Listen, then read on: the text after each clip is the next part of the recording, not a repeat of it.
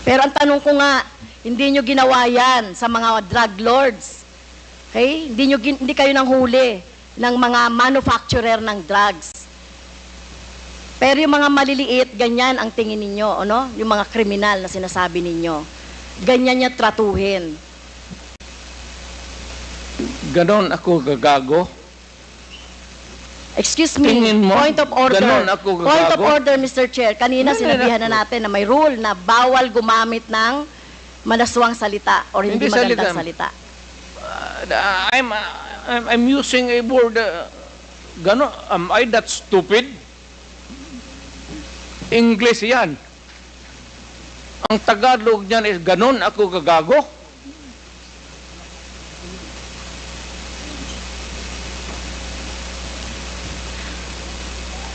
Abogado ako, fiscal ako, ganon ako gagago? Tama kayo, Mr. Chair, tama po si Mr. Duterte, abogado kayo. Pero alam ko, pag abogado, dapat alam nyo po yung due process of law. Alam nyo pong igalang ang karapatan at buhay ng tao, Mr. Chair. Huwag ka magbarurong, ma'am. You do not know me from Adam. Basta na lang na anong narinig ninyo yung that's is